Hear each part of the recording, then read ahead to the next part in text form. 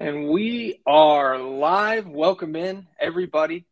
It's Dream Stream Tuesday here at FTN Daily, presented to you, as always, by SuperDraft Daily Fantasy. I'm Zac Graham, a.k.a. Kawhisenberg DFS, alongside my two partners in Dream Streaming and in Bean Streaming today, Joe Metz and Kyle Murray, the optimizer extraordinaire. Joe, how you doing? Good. I think we're at the point in the year where Kyle is now a member of the Dream Stream. I think we've crossed the bridge of him just being an interim host, and I think Stefano's probably just gonna be cooling on the couch for a little bit longer. But I'm good. Everything. I just saw the Anthony Davis update. How many times in a week can this guy get sick? I don't understand. He's never healthy in terms of his immune system right now. So that's news we have to monitor. But otherwise, I'm doing well. Excited for the slate. We have 4 games instead of 3 this Tuesday. Yeah, seems like Anthony Davis and Lamar Jackson kind of birds of a feather there, always being sick, having to go to the locker room to take care of some business mid-game frequently. So on that note, Kyle, now dubbed an official member of the Dream Stream by Joe and Stefano, cooling on the couch as always. How are you today? I'm doing a lot better than Steph now. If Steph is out there watching this, he's in shambles right now. But I mean, hey, you can be our new 6th man, Steph. Sorry, buddy, but looks like I'm taking over. But no, I'm doing good. I think it's it's not the small slate on a 2 or 3 game slate. It's 4 games, which I don't love, but it's better than a 3 or 2 game. So I'll take it. Looking forward to talking. We have some news to talk about as well. So I think it'll be a good slate. Yeah, some news that's kind of just breaking. We're still in a holding pattern with that Lakers news, the Luca news, Jokic, kind of all up top. Right, and we just got some Knicks news as well from that first of the 2 nationally televised games tonight. So let's go ahead and dive in. And I see Easy B and a couple of our other friends in the chat saying hit that like button. I agree, hit that like button. If you've watched us or really any other stream, it helps us out a ton. So hit that button. Subscribe if you want to. But I would say first, subscribe to FTN Daily if you're tuning in and you're not already a member. We have a ton of fun here, a ton of success, and just an overall good place to be. As you guys mentioned, 4 games. Miami at Kyle's Detroit Pistons to start off the night. And speaking of news, we had obviously the scuffle, the skirmish between Isaiah Stewart, the beef stew, and the King, LeBron James, and Isaiah Stewart out, suspended for 2 games here. So thinning out an already shorthanded front court here for Detroit. And on the other side, Bam Adebayo was questionable. He will play with an illness, which I believe caused him to miss practice yesterday. I don't think I saw news on the questionable Duncan Robinson, the questionable PJ Tucker, maybe the same illness that Bam is dealing with, and Victor Oladipo remains out. And I guess as well, Markieff Morris still dealing with that brutal neck injury, not back yet. So, Kyle, I'll start with you, and let's start with your team here. Who the heck is going to start at center for Detroit today? Are we going to see the rookie Luca Garza get in there? Are they going to go small with Trey Lyles, or maybe even smaller with Jeremy Grant? What are you thinking about with the Pistons? Yeah, right now I do expect Lyles to start, but I really wouldn't be that surprised if they ran out Grant at the 5. And I don't know, they could do a lot of different things because nothing that they can do now really is something that we've seen or would make a ton of natural sense. I guess Luca Garza is probably their most likely to be a true center for the team, but I think we've seen Lyles get some time at the 5. Right now I do have him starting. I don't have him playing massive amounts of minutes. I think he'll be in the low to mid 20s, which makes for a decent value on DraftKings. But right now I do think he'll start.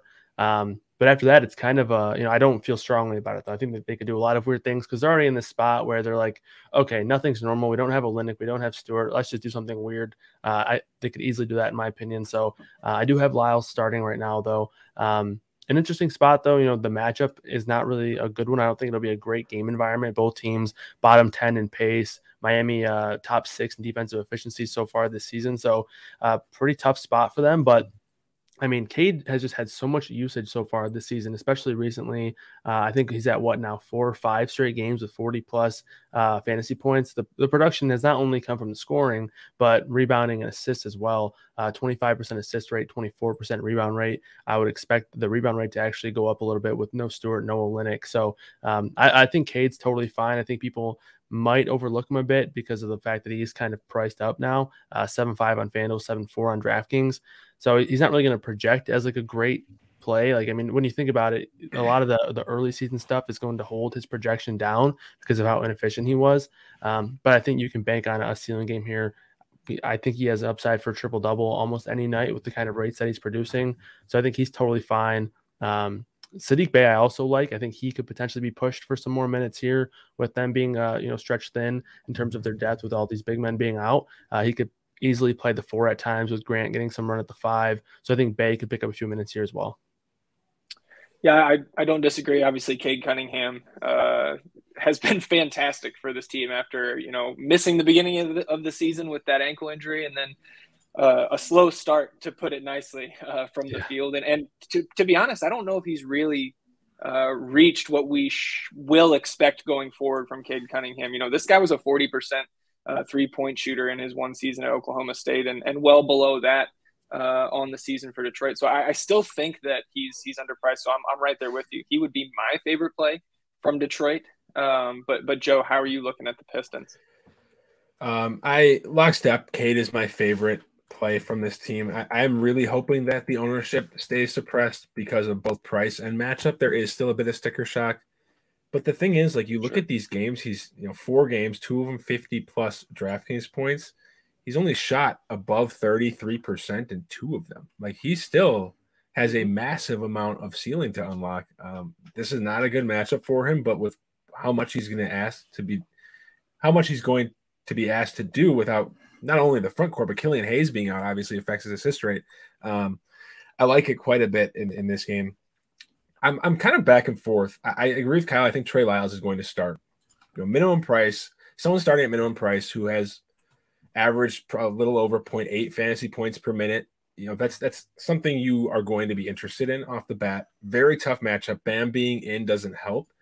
But you look at Trey Lyles per 36-minute numbers. I don't know if he's going to get 36 minutes, but I'd like to think he gets 25 plus. Per 36 minutes this year, 15.8 points, 8.4 rebounds, and a pair of assists. And this has been kind of constant throughout his career. He's been a pretty efficient producer, at least 11 points and 7 rebounds per 36 minutes in every season of his career. Over the last 3 years, it's been up over 12 points per game and 8 rebounds per game. I think you can do a lot worse for minimum price. I don't think I'd make him a priority, but I've seen a lot of people just completely writing him off as a play. Even if he comes off the bench, I like him more than Luca Garza, who, if he starts, I think he's going to get absolutely eaten alive by Bam. Yeah, I think eaten alive is a good description for what would happen to Luca Garza, not just against Bam Adebayo, but probably against any NBA center, really. Yeah, I was going to say 28 of the other 29 teams. I don't know who I would leave out there, but I don't think he's quite ready for, this level, if ever, really. The offensive end is never the issue with a guy like Luca Garza. It's just, can he get a stop? I'm not sure. Another guy, I know you guys touched on him a little bit, but Corey Joseph, I was looking at the minutes he got last game with Killian Hayes out back on Sunday against the Lakers. Almost 39 minutes for Corey Joseph in that game. And at 3.9, I think I would expect him to start again here. But even if he doesn't, I think the minutes ceiling is pretty high. So some decent value options on the slate today. Would Corey Joseph, kind of make it into the upper echelon of your value pool, Joe? I think he would, strictly from a minute standpoint. I would like to see more volume. I don't know if we're going to, especially now with Cade handling the ball so much. But at the same time, he kind of stabilizes his floor with a respectable amount of peripherals. So I think you can do, again, similar to Lyles, you can do a whole lot worse. You aren't going to find this type of minute security in this range. That's much more reliable than this. But the guard, I guess you can consider him a guard. I'm actually really interested in Detroit is Hamidou Diallo. 21 minutes last game, should probably see low 20s again with Killian Hayes out. But if this lineup does go small at times, where you see a lineup like Kyle said with Jeremy Grant at the 5, we could very well see him at the 2 or the 3. Ultra athletic. I have been let down by this player so many times, where he's barely even touched the court. But we saw his upside, 32 fantasy points in 21 minutes last game. 3.5, I'm fine to take a flyer on him in a tournament with probably a fraction of the ownership that any of these other Pistons will come at. So, Kyle, I noticed Corey Joseph, the highest projected Piston in terms of ownership in your projections, and then Hamidou Diallo second, around 15%. So for me, I'm a guy who likes to play or liked to play Hamidou Diallo, whether he was back in Oklahoma City or in Detroit. Mm-hmm. If he's in the starting lineup, especially sub 4K, I think we should have a lot of interest. But, like, how are you breaking these guys down, the cheap guards for the Pistons? Like, me personally, I already said I would prefer Corey Joseph, but there's no doubt that Diallo can produce at a high level in a short amount of time. Yeah, on DraftKings, I think Diallo is for sure in play as a nice pivot. I actually have him projecting as the better point per dollar play on DraftKings and at about half the ownership, like you mentioned there. So I do think Joseph's going to be very popular.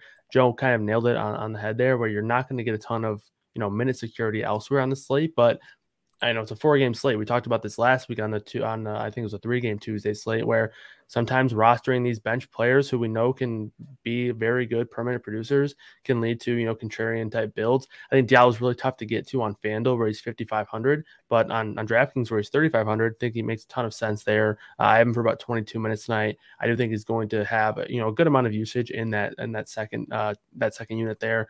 So I think he's totally fine. But I also think Josh Jackson's in play here. I have him for less minutes than Diallo, but I have him for more usage. So I think Jackson could potentially see a guy who, if they were to run small, I think we could see maybe Jackson pick up some minutes at the 3 and the 4 as well. I wouldn't say that's overly likely, but I have him at about 18 minutes tonight. But I think he has, upside for more. And then Frank Jackson as well. Frank Jackson's more of a FanDuel play because he's the cheapest of those 3 guards between Joseph and Diallo. And we saw Frank Jackson get very hot on Sunday against the Lakers. I think he hit like 6 threes or something, 5 or 6 threes. Banking on that kind of shooting is probably not going to be something that you'll find a ton of success doing. But I think if you're talking about going from one point guard who's going to play, about potentially mid-30s minutes, that is not a good permanent producer and probably won't have a ton of usage, to another one that's just going to be essentially the same, maybe a few less minutes, but the big significant difference is being a fraction of the ownership. I think that there's definitely a value to that kind of play there. So Frank Jackson will for sure be in my FanDuel pool, but it's going to be a spot where I likely limit the optimizer to one of Joseph or Frank Jackson. You talk about not being able to count on certain Frank Jackson stats, 3 blocks against the Lakers on Sunday. So out of anything, I think that is the thing that probably won't pop up again tonight against Miami. And let's flip to the visiting Heat. Jimmy Butler 9-7, Bam Adebayo active with that illness at 8-5 on DraftKings. Then Kyle Lowry, Tyler Hero in the mid-7s. Kyle, what strikes your fancy at the top here for Miami? Yeah, this game doesn't really have a lot of appeal for me. I think with all these guys being healthy, some of them are priced up a bit to a point where it's sort of like, Jimmy Butler's priced as if maybe one of these guys were going to be out. 10-1's a big price on FanDuel. 9-7 I think is fine, but I don't have anyone on this team projecting for over 5x their salary, which sometimes it's a little bit harder to find on a 4-game slate. But if I had to kind of rank these guys out, unfortunately, Kyle Lowry would be my favorite one on FanDuel, where he's 6'8". He's almost $1,000 cheaper than Hero, who's going to come off the bench. I mean, Hero will still get his minutes, but Kyle Lowry I have for 35 minutes, under 7K. It's just a lot of minutes for a guy that's that cheap. On DraftKings, my favorite would be Bam. I think Bam is a strong play, especially where I have him at only 14% projected ownership. On a 4-game slate, that's fairly low. And then some things could potentially change if we see, PJ Tucker rolled out or something like that, or if Duncan is unable to go. I saw that he's now a game time decision as well. Those are both guys that I have projected in between 28 and 31 minutes. So that's a lot of minutes that would be vacated. So I would just say kind of stay on your toes there for that news. Joe, are you kind of in lockstep with Kyle there, where this game as a whole doesn't really stick out, even though we only have 4 games tonight? Yeah, for the most part, I think Bam at 8K with power forward eligibility on FanDuel is a very enticing play, given his upside, especially against a front court that they are rolling Jeremy Grant out at the 5. Like, he could legitimately get 20 rebounds in this game. But otherwise, like, the Heat are a team that I don't find myself rostering a lot, and in this particular matchup, it's kind of much of the same.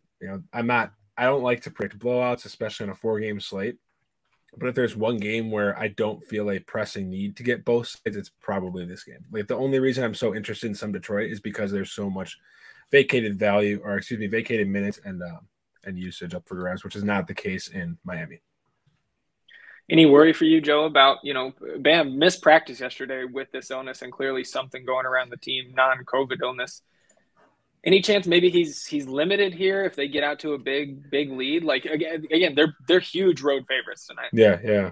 I do think there's a way you can script the game where that is the case, where Bam plays 24, 25 minutes, 26 maybe. If they develop a big lead late in the third quarter, he might not step foot on the court in the fourth. I don't think it's as much of a concern where I'm going to take a shot on someone like Dwayne Dedmon. Sure. But if salary is not an issue and I'm choosing between the two studs on the Heat, I will choose Jimmy Butler.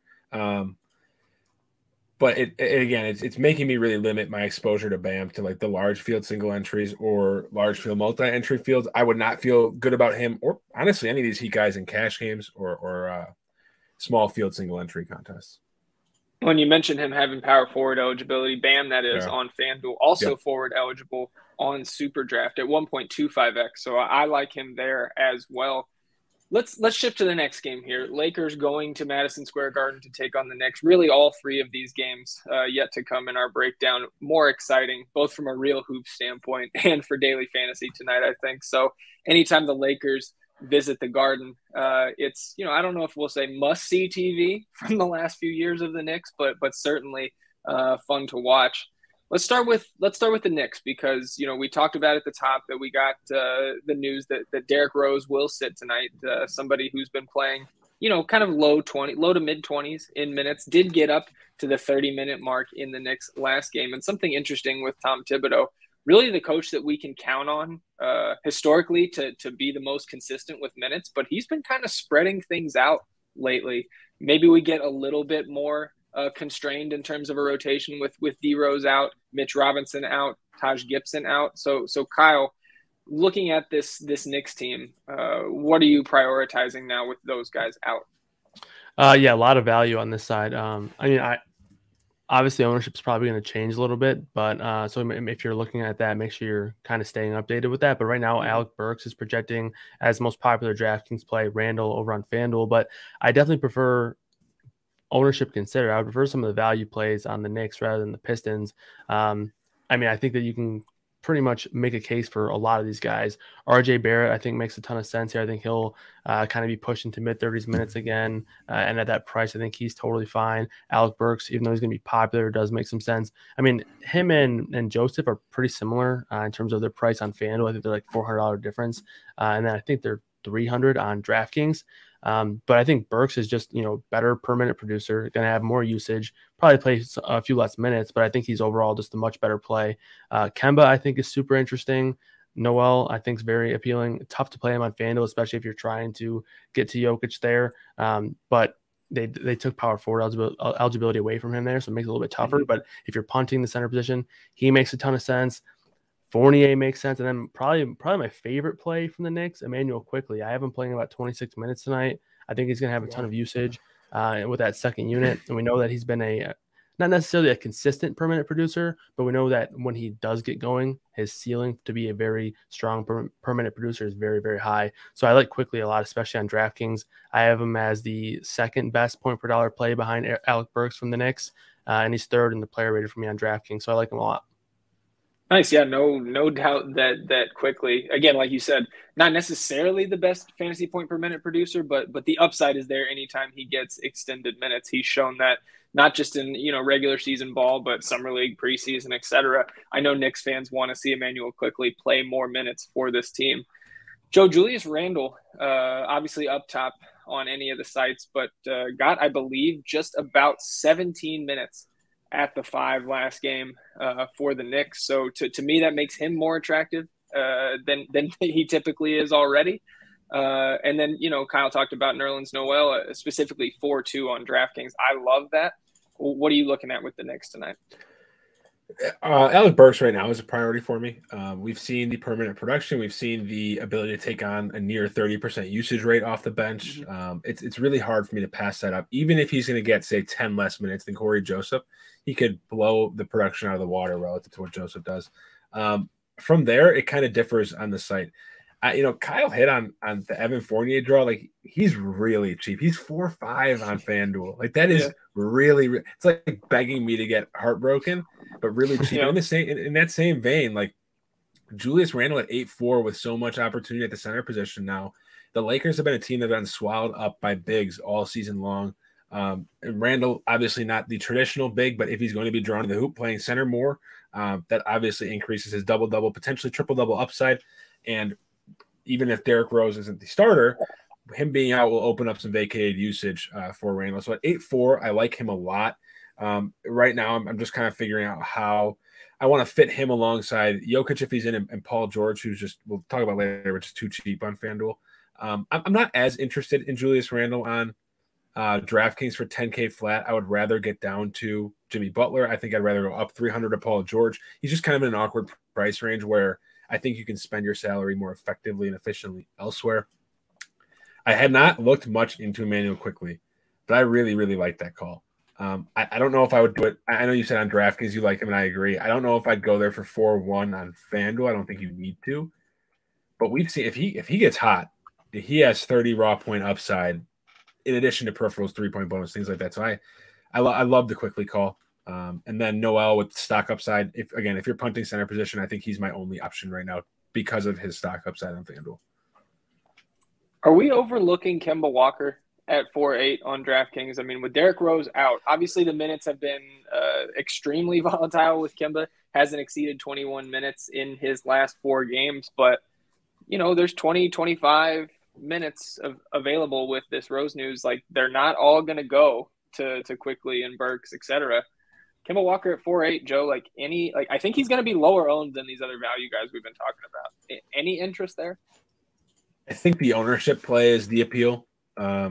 Sure. I know there's 26, 27-ish vacated minutes from Rose being out. If we're expecting Quickly to get 5 or 6 of those, Burks will probably get a couple of them. I still don't know if Kemba Walker gets to high 20s in minutes, and I don't know if I really love that play if he doesn't get to that point because of the value below him. I understand it in tournaments, and there is certainly a ceiling there if he gets 30 minutes. But for me, it would really just be if I'm running multiple lineups to leverage off of the other Knicks ownership. Kyle, how many minutes do you have Kemba Walker in for right now? I'm at 28, so I like Kemba. I have Burks at 28, Walker at 28, Fournier at about 29 and a half, and then Quickly at 25. So, I mean, I don't have any of these guys getting over 30, but with their price and how good a lot of these guys are and on a permanent basis, the worst one is Fournier at about 0.75 on FanDuel, 0.77 points per minute on DraftKings. They're all pretty good permanent producers. I would expect an uptick with Rose out, who's a massive usage dominator in this offense. So yeah, I think all of them have upside. The thing I would do is probably limit lineups to 2 of them. So, you can set a rule in the optimizer. If you want to automatically have 1, you can set a rule in between 1 and 2. Or if you want to just kind of let the optimizer do the work, but just cap it at 2, you can set a rule from 0 to 2 of these 4 guys. So right now, I think I'm approaching it with capping it at 2 of Burks, Walker, Fournier, and Quickly. That makes sense to me. Let's flip to the other side with the Lakers. Obviously, we're waiting on Anthony Davis news. Apparently, he's had a low-grade fever all day. To me, just everything that's coming out, the little morsels that we've gotten along the way today, kind of just tell me that he's going to sit, right, Joe? What are you thinking about Anthony Davis? Okay. So when I hear the low-grade fever thing, one, I just think of COVID. And I'm like, okay, is this a bigger thing? But you'd think that if it were COVID or anything related, we know by now. He's had to have been tested, right? He has to have tested negative. Otherwise, he would have been. They wouldn't wait until 90 minutes pre-lock or pre-tip-off to rule him out. Right. But we know Anthony Davis. He was dealing with an illness and whatever his finger injury was, threw up 1 rotation into the game, never came back, missed the next. This guy's body is made of glass. His immune system is made of glass. I don't know what the hell's going. It's been too long before we had this happen. I think he sits. And man, Anthony Davis and LeBron out and Carmelo Anthony back in the Garden. I'm not a narrative guy, but I think that could be a lot of fun. But whether Anthony Davis is in or out, Talen Horton-Tucker is another just absolute priority for me. I hit on it in my value article, but in the 3 games he's played without LeBron this year, he's averaged nearly 40 FanDuel and 40 DraftKings points per game. His usage rate goes up to near 26%, averaging over 23 points per game, 7 rebounds per game, like his production isn't just up across the board; it like skyrockets because of the volume and just the minutes. So THT, regardless of Anthony Davis's stats, is a priority. If Davis is out, it's hard to not love Russell Westbrook and Carmelo Anthony in this matchup as well. Yeah, for me, THT, a very solid 10 ranking on DraftKings. He, I think, is my favorite play of the day. I think the price is up enough where people aren't going to rush to him. And I know it's a small sample size, the stats you just ran through about the 3 games he played without LeBron so far this season. But that's really what we have to go off of. And last season with LeBron out, he was fantastic from a fantasy standpoint. Exactly. So with the projected minutes, I love him tonight. Kyle, what are you thinking about the Lakers? I mean, Russell Westbrook without possibly Anthony Davis, definitely without LeBron James. Can we go to him? What else do you like from the purple and gold?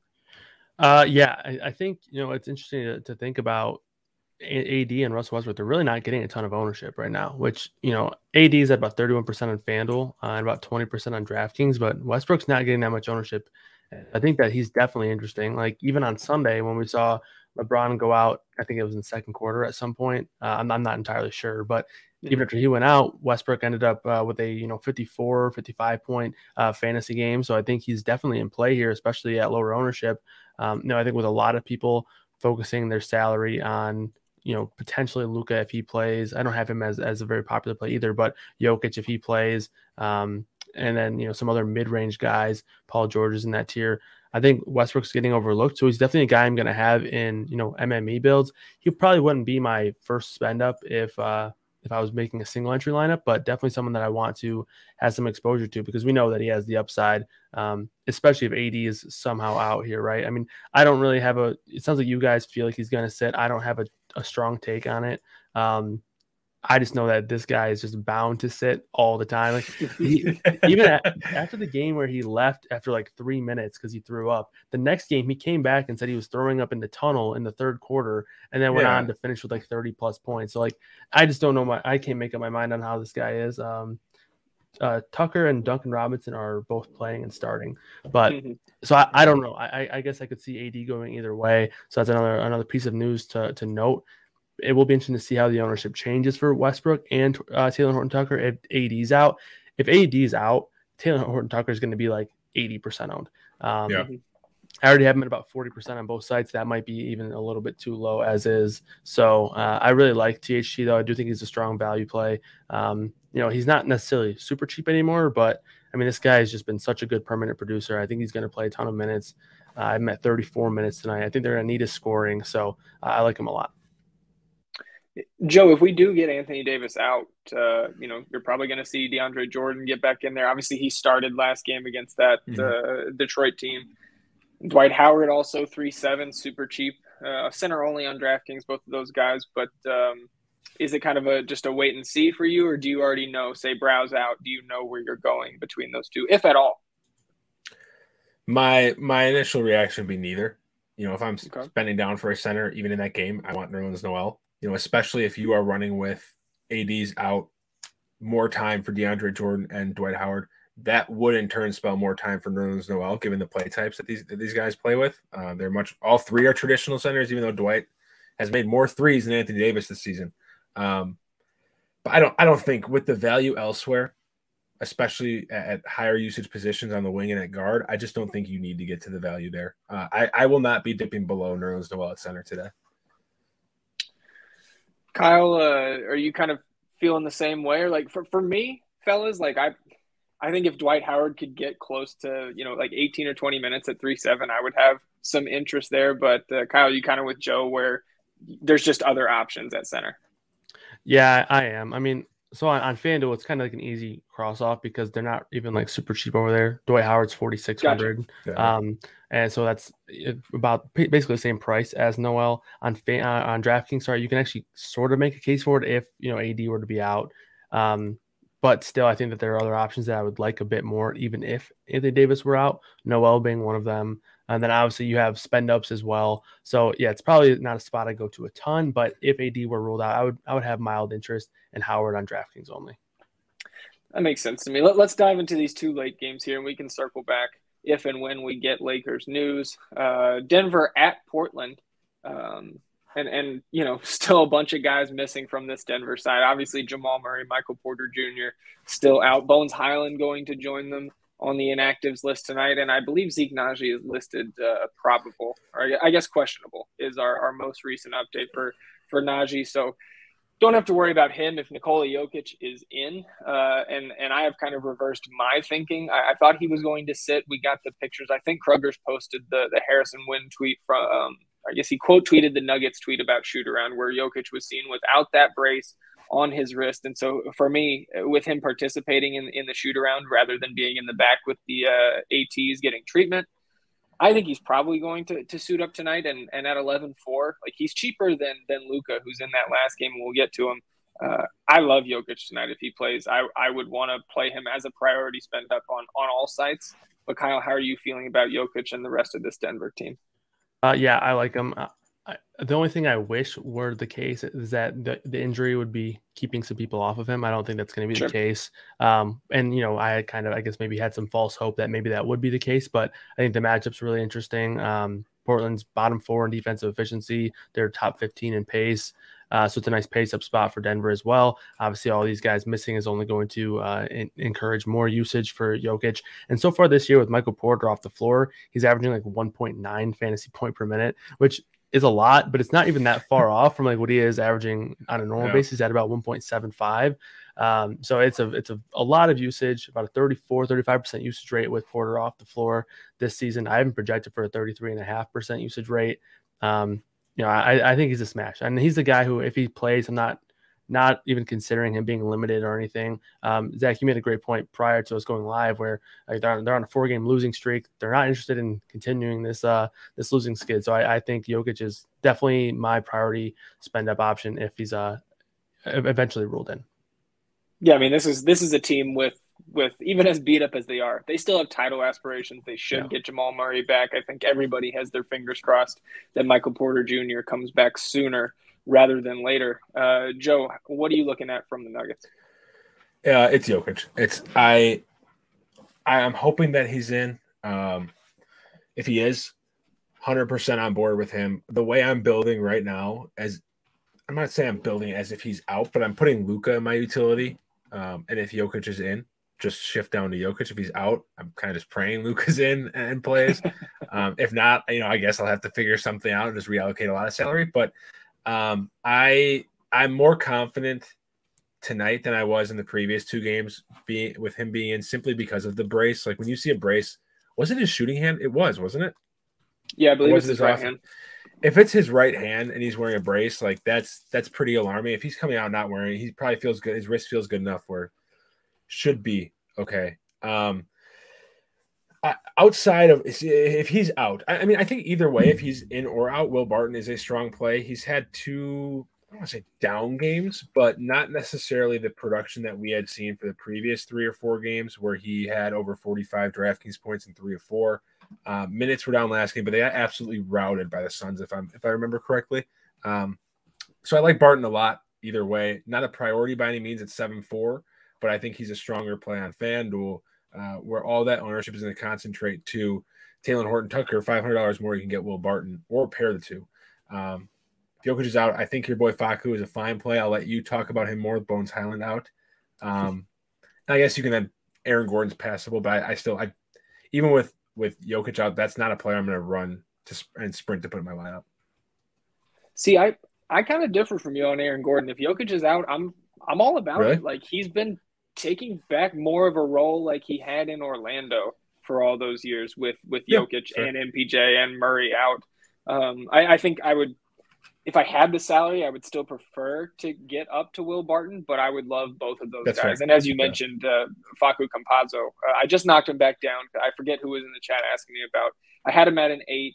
I was going back and forth on if Jokic was going to play or not. Now that I think he will, I think that knocks Facu down just a tad, but certainly a playable value now with Bones Highland out at 3.3. I have to limit how much I say that I love him, because it's more like it's the real life love, right? I can't let that bleed into building lineups as much as I do want to. But Monte Morris, like, he also catches my eye. Somebody who's been extremely inconsistent with the extra, opportunity that he's seen this season. But, last 2 games hasn't cracked 20 DK points. But then you go back, you expand that sample size to 5 games, and he's exceeded 35 DK twice. So, Kyle, is Monte Morris somebody that you think maybe going under the radar on a site like DraftKings, and you could get some leverage there in tournaments? Yeah, I actually have him at about 15%, which on a 4-game slate is, it's not chalk, but I don't think it's necessarily over like completely unknown. So I think he'll have some ownership, but the 4-4 DraftKings price tag is really nice. I do like him a lot over there. I think he gets a nice bump if Jokic were to sit, but he's someone that you can still play if Jokic does play. And then I agree about the Aaron Gordon. I think on DraftKings, he's going to go overlooked. Obviously don't like it if Jokic plays at 7,400. Then 6,500 on FanDuel, I like if Jokic were to sit. Sorry, that's Will Barton at 7,400. But Will Barton and Aaron Gordon, I think, are both totally in play if Jokic were to sit. Probably 2 guys I don't get to a ton of on DraftKings if Jokic plays, but Morris I think is fine either way. And obviously only better if Jokic is out.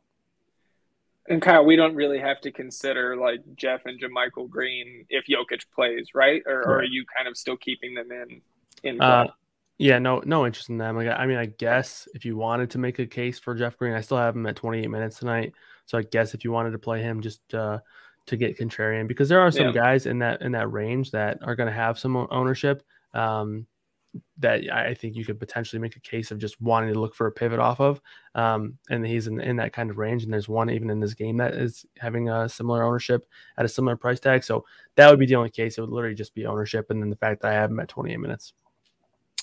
Yeah, I think like there's other value like at that price range, at least like as I'm looking on DraftKings, right? Like even in this game on the other side, if we look to Portland, like Robert Covington sub 4K now, he's been playing or producing better from a fantasy standpoint, and Larry Nance Jr. been playing a lot more minutes than he was at the beginning of the season, 19 minutes a game on the year, but you have to go back 6 games before he drops below 20 minutes. So Larry Nance always been a good fantasy point per minute producer, whether it was, with the Lakers or the Cavaliers. Now with the Blazers, it's down a little bit, but I think he's shown in the last couple of games that upside is still there. So I like both of those guys for value. And Joe, Damian Lillard, he did it.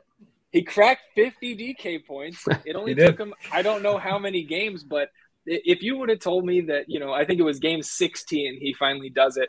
10 of 21 from the floor, had to get to the free throw line 14 times, but didn't miss. If you told me Damian Lillard cracked 50 fantasy points with 0 rebounds, I mean, it was a really odd game. So do you think we go back now to just expecting less of Dame, or do you think he's turning it on? I do think he's turning it on, and I think we're seeing that in his volume. Like we saw games earlier where it was 15 or less shots in the games. He was taking on more of a facilitator role. He still has that facilitator role, and we saw that all last year where he was a consistent double-double threat, but he had 39 points last game. Those 14 free throws show a sign of aggressiveness and confidence that I think is good for a player like Lillard. He's going to get those upper 30s, even low 40s in minutes. And again, like this is a train, and I've been bleeding money when I played Damian Lillard this season, but I want to get on top of it before it explodes. And on this slate, I'm fine with him on DraftKings. I think he's 9.6. I'd rather find a few extra $100 and get to Paul George. I really like him for 8.8 on FanDuel a lot. Hey, Joe, look, we need to pull Steph onto the stream because Luca Garza is starting for the Detroit Pistons. Oh, God. So I'm sorry to interrupt. Let's finish up with Portland, and then let's circle back to the Pistons. Oh, well, how many minutes until he gets his second foul in the first quarter? That's what I'm worried about. God dang it. I like Lillard on FanDuel at 8.8. I really like Larry Nance and Robert Covington. I don't know if I'll have to get there in one lineup because of the other value, but if choosing between the two, I still lean Covington despite the likely higher ownership just because the minutes are much more secure. Fine with CJ McCollum, but he's kind of at a point now, 7.8 is an attractive price, but he's not really offering you that massive ceiling that we see when Lillard is out. So I'm okay passing those guys. Nurkic is cheap. Like Nurkic is really cheap, but I just cannot. I just get really concerned with those minutes. Like really, I understand they're trying to preserve him. He gets hurt a lot, fouls a lot. I like him more if Jokic is out. because I think that leaves less of a risk that he gets yanked early in a rotation. But that price is one of the first ones that stood out to me on the slate. Yeah, I mean, I love me some Yusuf Nurkic, and the minutes continue to not be there, as you said. But when he's in a good matchup, you saw against Philadelphia, against Chicago, 23 minutes in each of those games, some big time double doubles with some extra peripherals for good measure. So I think I agree. He's in play tonight. It's kind of a grit your teeth and close your eyes type of play. Kyle, what stands out to you from the home Blazers tonight? The first thing that stands out to me is Larry Nance's ownership. On DraftKings, 31% projected ownership right now. It reminds me a lot of, you throw back to last Tuesday when we had this same show, and I talked about Isaiah Hartenstein and how I liked him, but he was super popular. That's an issue for me. Like I still think Nance is a good play, but I also understand that he's a play that can very easily go wrong. There's plenty of guys here that can kind of fill the same role that Nance sort of has. He projects at 5.5x his DraftKings salary, 4.6x his FanDuel salary. So he projects as a good value play, and he's the kind of guy that I would like to roster on a 4-game slate. Probably won't play a ton of minutes, but he can get very hot, can produce points in multiple different ways. AD is going to start, so apparently he's no longer sick anymore until 3 minutes into the game, and then he's out of there. But Nance I like, and I'll probably have a little bit of him on FanDuel. And a little bit on DraftKings, but I would definitely have more if he wasn't so popular. It's just one of those plays where I'm just game theorying it. I still like him. I think he's fine, but from a game theory perspective, I think it makes sense to probably look for other pivots. And there's a couple on this team, right? Yeah. In Nasir Little, I have for about a minute more. Not as good of a producer. And then Robert Covington, same deal, more minutes, not as much production. So it's kind of like the opposite of the Pistons, where you have Corey Joseph, who is playing, projected to play a ton of minutes, not really have a lot of usage, not be a great permanent producer, but is super popular. It's like the same thing for this team, but Nance probably won't play a ton of minutes, and he'll probably be a pretty good permanent producer, and he's getting very popular. So sure, there's ways where he plays 22 minutes and scores 30 DraftKings points because we've seen him do stuff like that before, but maybe it's a night where he only plays 22 minutes and maybe he's 0.75 point per minute, and then he's kind of really not worth that ownership there. So it's probably a spot I'll still have some, but not as much if you weren't to be as popular. Well, let's circle back to that first game before we finish it out with Dallas at the Clippers. Detroit, again, the starting lineup: Corey Joseph, Cade Cunningham, Sadiq Bey, Jeremy Grant, and the rookie Luca Garza. So, Joe, how do we treat big Luca here? Well, there's a couple of deterrents with the alpha Luca on this slate. The one is just the matchup. And again, I will stress this stream after stream. I don't really pay much attention to regular season individual matchups, but Luca Garza is, again, like, this guy's a revolving door on defense. Like, he was in college, like, let alone in the NBA. I'm really concerned that he's not going to last as long as we'd hoped. If he stays out of foul trouble, I think we see close to 30 minutes. But the big deterrent here is he's center eligible only. So on FanDuel, for an example, if you want to punt center, I still like Nerlens Noel more. But there's no way I'm fading Nikola Jokic because I want to play Luca Garza. The same can be said on DraftKings, where I don't necessarily think this is a double center slate. I can't, with a good conscience, fade Nikola Jokic to play Luca Garza by any means. I think it makes sense if you're running multiple lineups. I think getting one share is fine. But if you're running one lineup, I think he's a bad play for single entry players. Kyle, you kind of feeling the same way? Because I think I'm right with Joe there. Yeah, I mean, even if you wanted to punt center, I still think that there are other plays that will have. It's all going to come down to ownership, but the point that Joe made of getting up to not only Jokic, but maybe someone like Bam Adebayo or something like that. Like, there are plenty of centers on this slate where you can just be like, oh, I just shot myself in the foot by trying to punt center, because there's some, even you can play AD at center. There are some centers on this slate that can just instantly have a massive game, and then you wasted your time trying to punt center. I know in DraftKings you can play 2 and sometimes maybe even 3 or 4 if they're power forward eligible, but on FanDuel where you only get to play 1, it's very, very hard to do. On DraftKings, I think you can potentially make it work if you wanted, but again, like, even if you just take out the top end guys, you only compare them to the other cheap guys, I still feel like there are other plays that you can consider but it's going to come down to ownership. Like if Garza ends up being super popular, that could be a spot I find really, really ugly from a game theory standpoint. And speaking on like his popularity and his variance there, but overall, I'm not really quite sure also where to put his minutes. I think that's another thing. Like his minutes, the range of outcomes on his minutes compared to someone like, I know it's not quite the same price, but Nerlens Noel, for example, the range of outcomes is much tighter for Noel. Like you probably guess he's going to be between 24 and 28, I would say. For Garza, you could make a case for being between like 16 and 28 maybe. So there's a lot of variance here. Well, let's go ahead. We're under 10 minutes until this main slate locks. So let's head to this fourth and final game, the Mavericks visiting the Clippers, a rematch from last year's playoffs. And let's start with the Mavericks. Luca Doncic on DraftKings, the most expensive player on this 4-game slate. And obviously with him being absent the last 3 games, the prices on guys like Kristaps Porzingis, Jalen Brunson, and even Tim Hardaway Jr. a little bit have all risen over the past 5 or 6 days. So, Kyle, I'll stick with you. Luca went through shoot around, but obviously I think it's knee and ankle injuries that have been bothering him.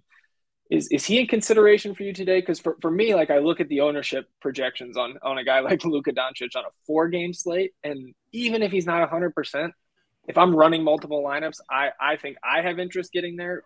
How are you breaking down the Mavericks? I mean, pretty much exactly how you just framed it. I think, with ownership considered, even if we don't get, full Luca, obviously you'd like him to play as many minutes as he possibly can, but even if he's maybe not fully healthy, the ownership being so low is super interesting. So I do really like Luca as a contrarian play tonight.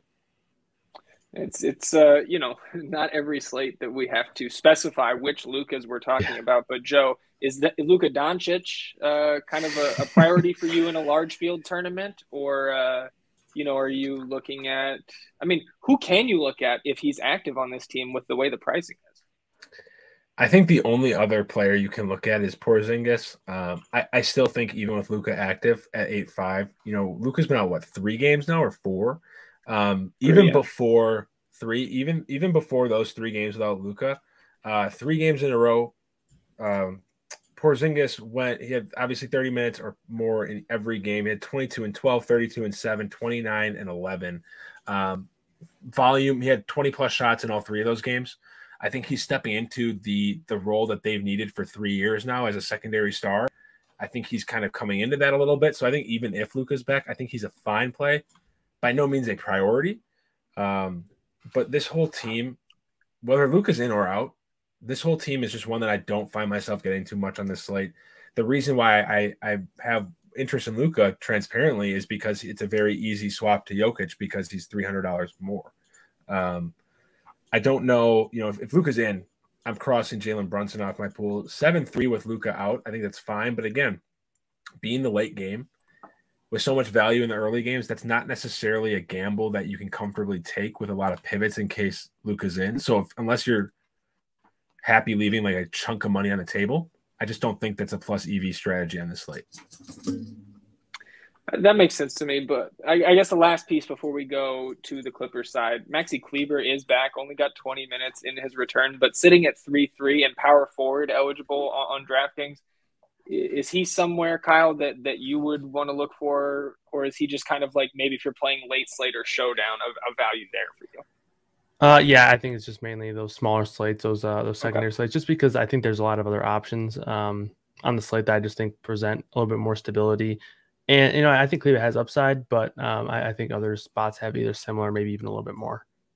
That makes sense to me. Let's flip to the Clippers side where obviously Kawhi Leonard remains out. Nick Batum out with COVID protocols. My best friend, Marcus Morris, making his long-awaited return tonight, listed probable. But we had shoot-around canceled. I think it was just kind of precautionary reasons because I guess here's my read on it, fellas, is Batum is out. Maybe they had an inconclusive test this morning, canceled shoot-around to retest everybody, and the fact that we haven't heard anything, and I think it did come out that it was not likely to affect the game status tonight. I think we should be good. So, not too worried about that, but Paul George price is down kind of across the industry, 10-3 on DK, and I think I saw, 9-2 on FanDuel. Kind of a ridiculous price. Dumb. I love Paul George tonight. I assume you guys do as well. Joe, where else are you going? I guess first, talk to me about your love for Paul George. I know you have some, and then any other plays here from the Clippers. I mean, it's a simple price play on FanDuel. That's just insulting. Sure, he hasn't been smashing 5x or more value at his 10K plus price tag, but you know the ceiling that he brings to the table. Marcus Morris's return doesn't do anything to that. So Paul George is a priority for me. He's a core play for me on FanDuel. He's fine on DraftKings. He's not someone I'm going out of my way to get to. But I am fine. Like if I'm running a lineup with two studs, which I'm finding myself doing more on FanDuel because I think the mid tier is a little thinner than it usually is. Paul George would be one of the guys that I want next to Jokic in my lineup. Outside of him, like I actually do have some passing interest in Marcus Morris. I would like a little guess on the minutes. That's what I'm worried about because he's been out for a while. But no Nick Batum. You know, we saw what Morris did from a volume standpoint when Kawhi didn't play last year, and he shot like 16 times a game. If there's some vacated minutes and they're letting the reins loose a little bit, plays 30 minutes. I don't know, for sub 5K, like that volume, there is a legitimate ceiling there at virtually zero ownership. By no means a priority, but certainly a very interesting tournament play. Yeah, I guess I just like for me, Joe. I just how much can he play after such a lengthy absence? I know that's my concern. But I think like especially in this matchup, late slate phenomenal. Late slates, especially showdown, probably going to be low owned. I would assume he'll keep that red Q tag on DraftKings until game time. Another guy that's returned for this team now is Serge Ibaka and got his season high in minutes, just over 12 on Sunday against Dallas, but. Fellas, he played one game, the opener for the Agua Caliente Clippers late last week. Serge played 30 minutes in that game, I believe, had like 22 and 18. It was a massive Serge Ibaka G League performance. And we saw him kind of affect Isaiah Hartenstein's minutes. And me personally, I think he's going to start eating into Ivica Zubac's minutes.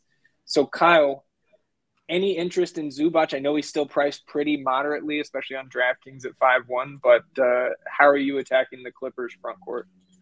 Yeah, I do like Zubac. He's another guy that I think could potentially get overlooked a little bit. I have been getting some ownership, but I think with everyone up top at center that are kind of getting a lot of attention and some of the punt options, I think he could go kind of overlooked. So I do think he makes some sense. I took his over on points over on FTN bets. I guess that's a little bit of a teaser there. It was like 9.5, so I took that. But mainly, other than him, like Paul George is the priority for me. On FanDuel, I'm just going to try to overweight the field here. I have him at like 45% projected ownership. I think that's probably low, but there's a lot of spend up options on this slate too that are kind of forcing some names to not really necessarily get a ton of ownership at the top. But 9-2 for Paul George is Joe worded it perfectly. It's just disrespectful. It's just rude. Downright rude. Paul George, FanDuel is not getting a Christmas card from Paul George.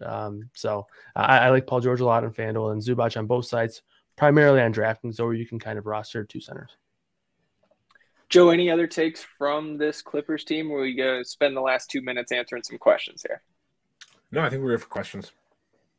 Can you guys play Obi and Randall together from the Knicks, Kyle? Yeah, I think so. I mean, you might want to. Yeah, I think you can on a 4-game slate. Yeah. Yeah, I think it's not a priority for me, but you can. Yeah, exactly. Joe, do you think Kojo gets any blowout minutes? I personally don't. No. That would be more Diallo and potentially Frank Jackson for me. Sure. And even, I think he's still with the big league team. Saban Lee could get in there if it got out of hand. Love seeing a Letterkenny GIF in the FTN Discord. Let's see. Favorite guy, DraftKings, 3,600 or less, Kyle. Let's see here. Any position, right? Yeah. I guess it would be Diallo for me. Quickly just missed it. It would either be Diallo or Larry Nance. I'll say Diallo because of ownership. Joe, same question? Yep, it's Diallo for me. That makes sense to me. We've got about a minute until main slate locks, so keep firing questions. With Detroit kind of thin, Cade should still get 30-plus in a blowout. I mean, guys, I think he would get close to 30 through 3 quarters. Like, regardless, he should be close to that number. So I don't have much worry with it. But Joe, do you think any worries there? Not at all. Cade is one of my core plays on both sites. I think he's too cheap. I think he's $1,000 too cheap. Okay, you're my minutes guy. Any worries there? No. I actually totally agree with you where I think that he has a chance to hit 30 minutes in 3 quarters. So I like that. And then like even if he does get limited minutes, the usage is just so high to where even if he plays 28 minutes, I think he could easily get there here. Well, that makes sense to me. And that takes us to lock. So if you've been tuned in on YouTube, on Twitter, and you're not an FTN Daily NBA subscriber, if you're struggling at all with your NBA DFS to start the year, you should come check out FTNDaily.com. Our NBA package includes the state-of-the-art optimizer. It covers every slate every day, proprietary player and ownership projections from Kyle Murray, that guy, to one of these sides of me, and Alex Blickel. We've got NBA on-off splits, the advanced DVP tool, which is one of my favorite to utilize, the infamous FTN Daily NBA Premium Discord channel, where we're answering all these questions from our fine friends who are subscribed here, and the rankings from Fast Eddie Fear and myself every single day. The pricing for the NBA package starts at $49.99 per month, but you see that code. I don't know if it's scrolling beneath us today, but code FTNTV gets you 15% off every month. So I'll repeat that. The code is FTNTV. Shout out Tino. Tino's here today, everybody. FTNTV equals 15% off every month of your subscription. Fellas, if you got time, let's do some ownership and then we'll get out of here. Is that all right? Yeah, let's do it. All righty. Well, I will reload it here, and I won't brag on the new laptop just in case it decides to take its sweet time today. More Letterkenny gifts showing up in the Discord, so I love to see that. Either of you guys ever watch Letterkenny? No. I would highly recommend it. All right, pulling up ownership here from the $15 GPP on DraftKings, $425,000 in that prize pool with $100K up top. And again, I'm glad I did not pump my computer up because it is going quite slowly. So I'll just keep looking at these Letterkenny gifts in chat. Here we go. Joe, I believe we started with Kyle last Tuesday, so we'll start with you. Miami, Detroit, who's the highest owned player on DraftKings? I know Corey Joseph. Corey Joseph, number 2. Okay. Wow. Is it interesting? Kyle? Is it Cade Cunningham? Cade Cunningham, number 1. Well done. Damn. A guess on his ownership, Kyle.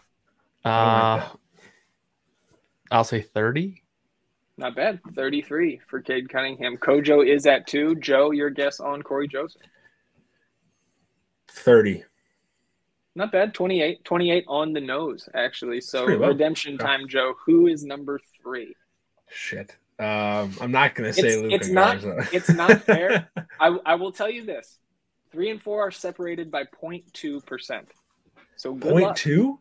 0.2.